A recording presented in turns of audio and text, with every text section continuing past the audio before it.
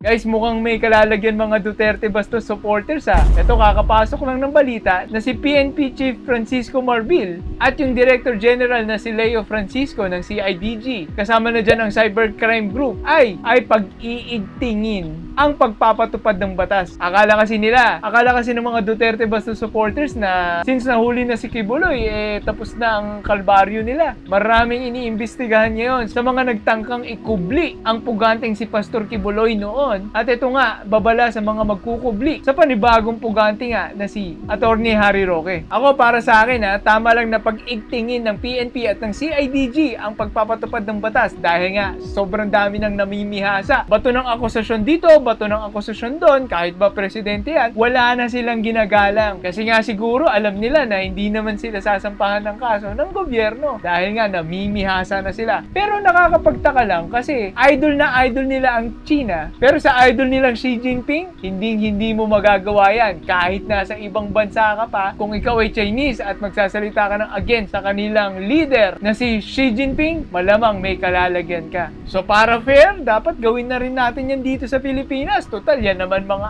idol nyo eh. Maging mahigpit po tayo sa pagpapatupad ng batas. At ito nga, inaasam-asam natin ay may mga iniimbestigahan na ngayon na mga post sa social media at mga digital evidences, no? Kasama na dyan ang anti-cybercrime team para tignan kung sino ang mapapanagot sa mga taong tahasang nagbabiolate ng batas. Ang isang example dyan ay yung harboring a criminal na nakita naman natin na mukhang nalabag nung panahong hinahanap si Kibuloy. Di ba kung matatandaan natin, nag-celebrate pa nga si Kibuloy ng birthday niya habang hinahanap siya ng Senado? Hindi ba tahasang pangmamaliit na yan sa batas ng Pilipinas sa mga tagapagpatupad ng batas? Ayan, kaya kung napapanood mo to, DBS, yan, Duterte Bastos supporters, babala na ito sa iyo,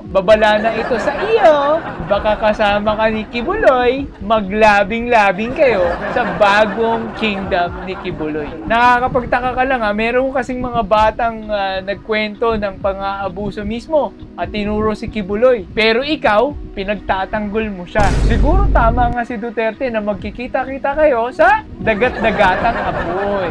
Alright, good job! Good job! Magaling pa naman yan si Leo Francisco. Pag binigyan niya ng task, siguradong toto pa rin yan. Tapos tandem pa kay PNP Chief Marbil. Naku, mukhang merong mga hindi makakatulog neto sa Kulambo. Guys, basahin natin pagkakasabi. Ito mismo ang sinabi. We have mobilized a dedicated investigation team to pursue those who sheltered Kibuloy and obstructed justice. Dagdag pa niya, the PNP is fully committed to bringing this individual to account and ensuring they face the full force of the law. Yan ang sinabi ni General Marbil. So ayan guys kung hindi ka kinakabahan, ibig sabihin, kung DBS ka at hindi ka kinakabahan, ibig sabihin wala kang brain. Kung kinakabahan ka, pasalamat ka kasi ibig sabihin nakakapag-isip-isip ka.